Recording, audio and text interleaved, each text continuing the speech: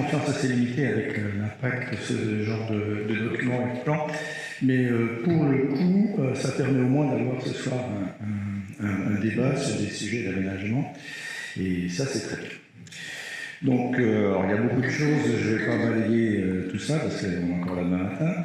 Il y a deux éléments particuliers sur lesquels je voudrais plus spécifiquement intervenir ce soir. Alors, il y en a un, c'est la partie lutte contre l'étalement urbain, l'artificialisation des sols. Ça décline directement de la loi climat résilience de 2021 et de la loi zéro artificialisation nette dite ZAN de 2023. L'autre sujet, ce sera la montée des eaux. Donc, concernant l'étalement urbain vu à travers le PADD, je crains d'y voir quelques contradictions avec la loi. Les deux lois, résilience et ZAN, fixent des objectifs ambitieux en matière de limitation de l'étalement urbain, avec un horizon à 2050 qui est d'arriver à zéro artificialisation nette des sols, avec un élément intermédiaire en 2031, où on est censé avoir réduit de moitié la consommation des espaces naturels, agricoles ou forestiers. Donc ça, c'est les objectifs. Si on regarde un peu vers le passé, Plougonvelin a largement consommé son espace agricole depuis un quart de siècle et dépassé pas mal d'objectifs qui avaient pu être affichés jusque-là. Donc aujourd'hui, cet étalement, qui répond à des besoins locaux. D'ailleurs, M. le maire nous raconte régulièrement que lorsqu'il a des périls de conduire devant lui, même s'il a envie de ne pas dire oui, il est bien obligé de répondre aux attentes s'il n'a pas d'éléments opposables. Donc en tout cas, ça doit être maîtrisé pour éviter de futures sanctions dans le cadre des obligations de la loi ZAN. Si on avait été sur une pente qui allait doucement dans le bon sens, on n'aurait pas eu lieu d'être inquiet.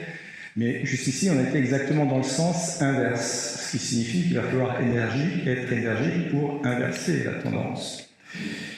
Et donc, il est crucial que notre PADD et puis le PLU derrière prennent cette surconsommation passée en terrain en compte et mettent en place des mécanismes de correction pour revenir dans les objectifs de sobriété foncière. Ce qui veut dire qu'il me semble nécessaire de disposer de règles et d'objectifs clairs dans le PADD, dans le futur PLU, d'accord, mais aussi dans la tête de chacun d'entre nous dans le Conseil. Ça veut dire quoi? Inverser la tendance actuelle. Est-ce qu'on a des éléments concrets à proposer? Alors j'en ai quelques-uns, parmi d'autres, vous en trouverez plein d'autres. Alors on a parlé de l'augmentation de la densité des zones urbaines déjà urbanisées. Ça, c'est ce qui a en partie été fait dans le passé. On demande que ce soit continué, certes, mais il y a des façons meilleures que d'autres de réaliser ça. Si l'idée c'est de construire sur des timbres-postes, alors certes, statistiquement, on va améliorer la densité, mais on va se générer d'autres problèmes, notamment sur l'imperméabilisation des sols. Donc l'idée, c'est de réussir à atteindre les objectifs en tenant compte d'autres éléments comme cette perméabilité. Et puis la densité, elle peut se travailler aussi de façon verticale. Aujourd'hui, quand on construit, c'est 1 ou 2 niveaux. Au centre-bourg, on est un petit peu plus haut, mais c'est quoi la limite? C'est quoi la bonne idée? Est-ce qu'on doit construire de petits immeubles de 2, 3, 4 étages? Il y a une réflexion à avoir, je n'ai pas de réponse. Il y a une réflexion à avoir pour chacun, pour la partager également avec les citoyens. Qu'est-ce qu'ils acceptent en termes de densité? Et puis, il y a la possibilité aussi de faire de la rénovation. On a des bâtiments anciens qui ont été construits à une époque où les familles étaient nombreuses. Aujourd'hui, il y a peut-être moyen de retravailler là-dessus aussi. Bon, en tout cas, plusieurs pistes, mais des pistes concrètes à mettre dans nos plans et dans nos futurs votes. Et le problème, c'est que dans le document, on n'a pas des directives aussi claires, des choix aussi clairs sur le comment. On n'a pas non plus d'indicateurs sur le suivi, parce que c'est bien de donner des objectifs, mais si on ne suit pas avec des critères objectifs, donc on ne mesure pas bien le quoi. Et on peut avoir aussi un doute sur qui mesure. Si celui qui décide est aussi celui qui met en œuvre, il y a un risque potentiel de conflit d'intérêts ou au moins d'inconfort dans la décision. Par contre, la seule chose qui semble claire dans le PAVD, c'est qu'on a une demande croissante, je sais plus, c'est 300 logements par an, quelque chose comme ça, sur l'avenir. Et c'est là que je vois la contradiction. Il y a la loi qui dit dans un sens, on n'a pas d'éléments clairs, pas d'outils clairs proposés. Par contre, en face, on a une prévision de demande assez forte. Donc il existe une pression réelle pour l'étalement urbain à venir, mais des moyens flous pour faire autrement de ce qui était fait par le passé. Et donc, au regard du passé, on peut craindre pour l'avenir. Donc ça, c'est pour la première partie sur l'étalement urbain. Concernant la montée des... Est-ce que je peux te répondre quand même? Bon, oui, on peut faire en deux parties. Parce que c'est des travaux quand même quotidiens qu'il y a depuis 2017. Donc sur tout ça, c'est évident qu'on doit répondre aux obligations des lois et du SCOT et du STRADET. Donc le SCOT à l'heure actuelle nous impose 15 logements à l'hectare minimum. Dans le PLUIH, ce sera 20 minimum et nous, Plogonvelin, on sera à 30 logements à l'hectare. Alors on parle de logements, maintenant on ne parle plus de maisons, de permis de construire, parce que donc on va aller plutôt vers, c'est vrai, des immeubles. Après, on a 30 logements à l'hectare sur l'ensemble de la commune. À nous d'imaginer où on veut une densité plus forte par rapport à la topographie de la commune. Donc voilà, donc ça, tout ça, ça se travaille. On y réfléchit, on a une commission, on a un profil à la CCPI. On passe beaucoup de temps pour voir, parce que c'est vrai que ça ne se fait pas comme ça. D'autre part, pour les calculs, comme tu dis, ça ne va pas se faire comme ça. Les calculs sont faits au sein du cabinet d'études. On sait ce qu'on a consommé, puisque ce qui a été pris en compte depuis 2021 jusqu'à 2031, et on va savoir le nombre d'hectares qui nous reste pour la construction. Après, à nous, en fonction de ce qu'on peut étendre, on a très peu d'extension, mais on a une enveloppe urbaine avec des dents creuses, comme on appelle, qui est prise en compte également, où on pourra faire du logement. Donc tout ça est pris en compte. On va voir comment ça va être décliné au niveau du PLUIH, mais ça avance bien. Et puis je pense que on gardera quand même une figure humaine à Plogonvelin. Ok, allez-y. Oui, j'ai une question à toi, Philippe, parce que comme je prends des notes, tu dis à un moment donné, dans la partie rénovation, il y a des bâtiments anciens et il faudra travailler sur le fait qu'avant c'était des familles nombreuses. Oui. Qu'est-ce que tu veux dire par là? Si on regarde comment on était fait les HLM il y a quelques années, alors c'est pas spécifique à Plogonvelin, on était sur des familles dans les années, je sais plus, 50, 60, de 2, 3, 4 enfants. Aujourd'hui, sur ce que je vois d'évolution, on a plutôt affaire à beaucoup plus de familles avec une personne ou une personne, un parent avec ses deux enfants, des structures beaucoup plus petites. Et il y a des logements qui ont été construits pour, disons, accueillir potentiellement beaucoup de gens, où les familles se sont un peu vidées, et on a toujours les mêmes gens qui, bon, ils sont à l'aise, ils sont contents, ils restent, mais en termes d'espace, si on avait la possibilité de faire autrement, d'accueillir, disons, deux petites familles là où on accueillait une grosse, ce serait une piste à rechercher en tout cas. Ça concerne les logements sociaux. Ça concerne les logements sociaux, dans le parc privé, je ne sais pas si c'est le cas. C'est une mesure qui est retenue dans le cadre du PLUIH. Oui, j'en doute pas. Mais quid des familles recomposées? Alors il y a oui, il y a 20 sur 2. Oui, il y a beaucoup de familles recomposées. Les familles recomposées aussi deviennent grosses. Est-ce que c'est dans le logement actuel qui peut aller? Je ne sais pas. Il y a aussi les bâtiments, les fermes qui ferment les unes après les autres, mauvais jeu de mots, qui ont des locaux qui servaient à travailler dans la ferme, qui ne servent plus, qui sont de l'espace. Alors là, oui. Parce que dans la zone agricole, le changement de destination des bâtiments est très compliqué. D'autre part, il y a les infrastructures et les routes pour amener dans les bâtiments agricoles sont également compliquées pour amener les gens. Et on préserve pour l'instant l'agriculture, c'est la loi qui le veut. Donc pour l'instant, on évite de mettre des tiers dans la zone agricole, le plus possible. Je n'ai pas dit qu'il fallait virer en l'occurrence. Et la crèche ne deviendra pas un logement.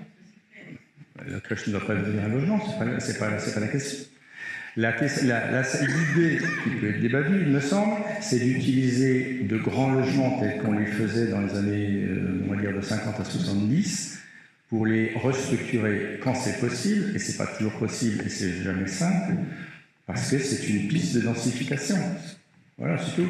Mais pas en zone agricole, rassure-moi. Non, pas en zone agricole, mais il y a... Sinon, ça serait contraire justement aux axes qui ont été présentés. Non, c'est pas aller dans la campagne, mais il y a au centre-bourg, par exemple, pas loin de l'église, un bâtiment agricole. Aujourd'hui, j'imagine qu'il est toujours utilisé, un jour il ne le sera plus.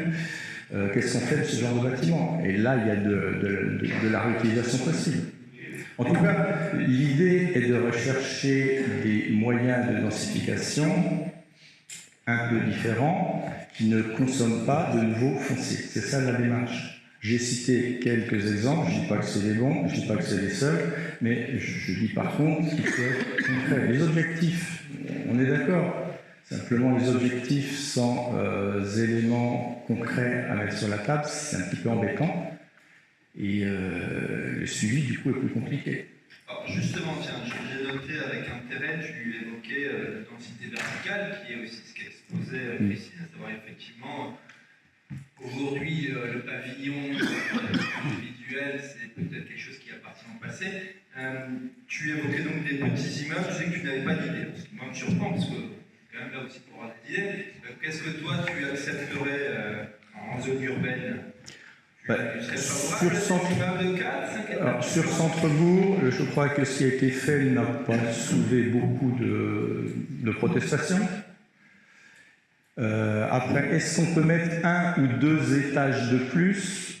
Là, je crois qu'il faut déjà en discuter entre chacun de nous dans nos groupes, mais retourner vers les citoyens, jusqu'où ils accepteraient. Mais bien leur mettre en face les obligations légales d'un côté, et l'impératif d'arrêter de manger du terrain agricole. Bon, l'idée de retrouver des choses comme ce qu'il y a sur le forum, je ne pense pas qu'on va trouver beaucoup de défenseurs, et je ne suis pas défenseur de ça. Attention, quand tu mets des étages, tu artificialises aussi pour sauter les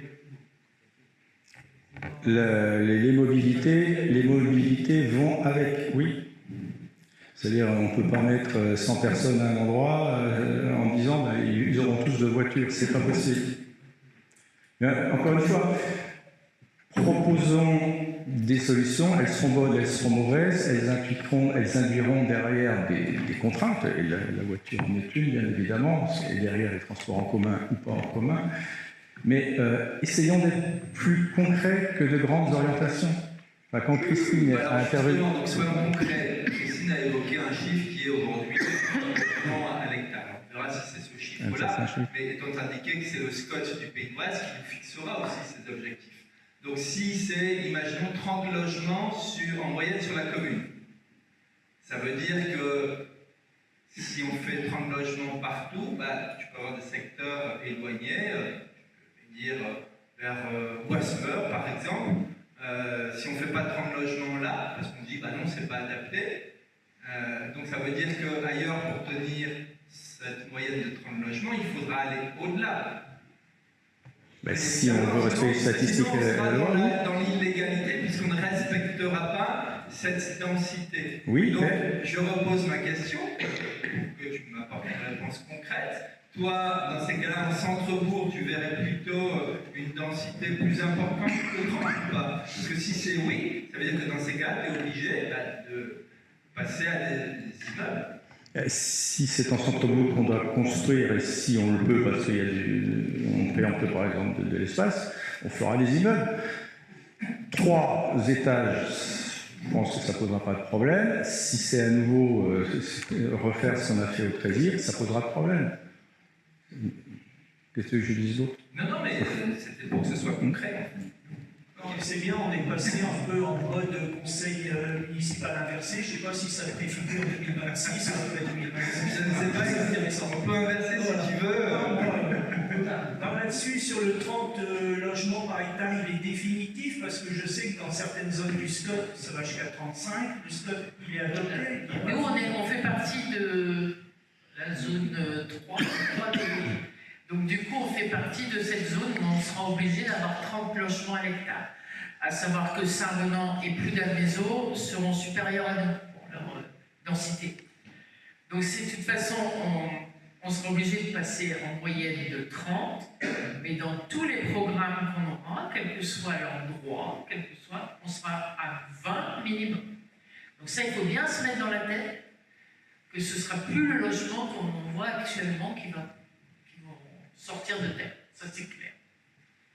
Et après, est-ce que dans le plus ou autre, dans les documents d'urbanisme, on va aller jusqu'à définir des zones où on peut avoir une densification, par exemple en logement, enfin en immeuble ou pas, ou est-ce qu'il faut s'attendre à avoir du mitage du territoire avec plein de petits collectifs? Vous savez, je suis intervenu plusieurs fois sur celui du Lanou, que je trouve particulièrement inadapté à cet endroit, mais bon, c'est mon avis. Mais est-ce qu'on peut s'attendre à effectivement voir du mitage un peu partout, ou est-ce qu'on va pouvoir donner des règles, d'essayer peut-être de concentrer effectivement ces petits immeubles, peut-être autour du bout, ou je ne sais pas, les secteurs les plus urbanisés, avec effectivement, je suis d'accord, les conséquences en mobilité qui vont derrière.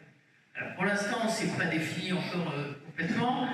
On est en train de définir ce qu'on appelle les zones UHA, c'est-à-dire les zones où on construirait plus haut, c'est-à-dire le bourg et on met le 13e. La partie que, alors il faudra prendre en compte après la submersion marine, mais on va voir aussi, parce que ce sont des zones qui, à mon avis, paraissent le plus densifiables. Et après, toutes les zones autour, sans compter les zones N et puis les zones agricoles, c'est ce qu'on appellera la zone UHB, donc la deuxième. Et on va essayer de tenir, mais je ne garantis pas, c'est pour ça que c'est vraiment conditionnel, avec un R+1 maximum, donc comme ça se fait à l'heure actuelle. Mais bon, après, on va calculer les hectares que l'on a, voir le nombre de logements qu'on peut produire avec ça, en respectant toujours les 20, et voir si on est assez, on est correct par rapport à notre densité. Et sans monter trop au beau, parce que c'est vrai qu'il faut aussi trouver un équilibre aussi pour le beau. Tu peux nous rappeler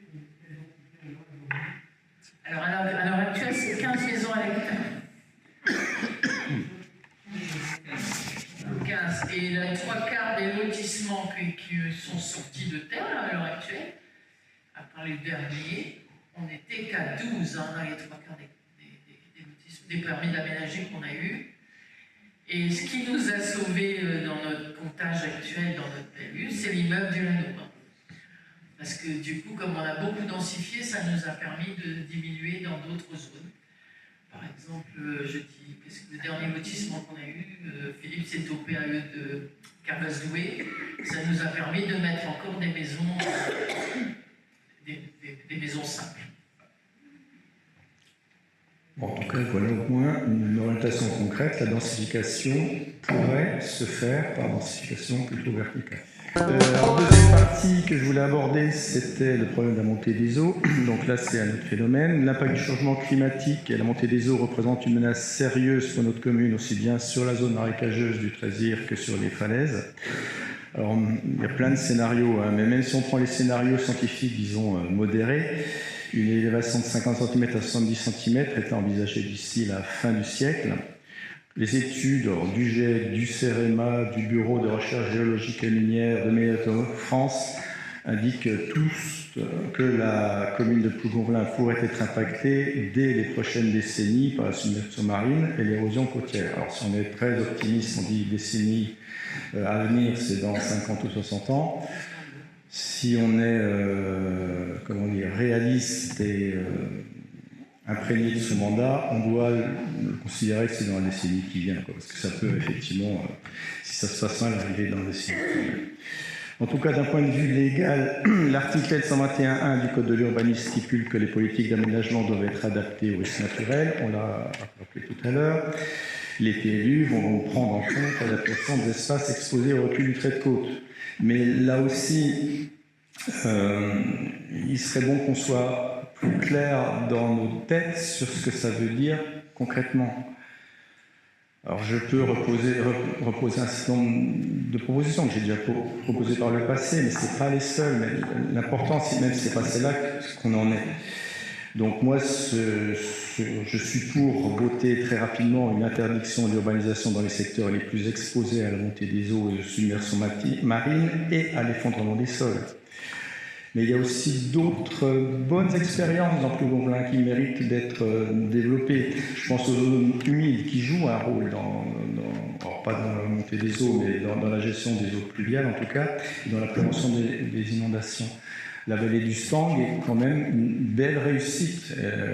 On était mal parti, et puis Plougonvelin a réouvert le Stang, et c'est très bien. On a d'autres vallées qui méritent de travailler dans ce sens-là. Il y a l'idée aussi de renforcer et d'implanter les barrières naturelles. Alors là, on était un peu timide sur la plage avec le Zoya, mais c'est dans ce sens-là aussi qu'on peut réfléchir, et rapidement refaire grossir une dune qui protège ce qu'il y a derrière. Ça prend un travail du temps. Et il y a aussi, alors plus difficile, se poser la question de construire des structures artificielles pour protéger les infrastructures essentielles. On a refait cet été notre magnifique station de relevage au Trézire, sauf que quand même, c'est dans une zone qui sera sous l'eau. Alors, soit on la laisse sous l'eau quand ça arrivera, et dans ce cas-là, il y a pas mal de gens qui se trouveront, dans le caca, soit on réfléchit à la protéger pour gagner là aussi du temps.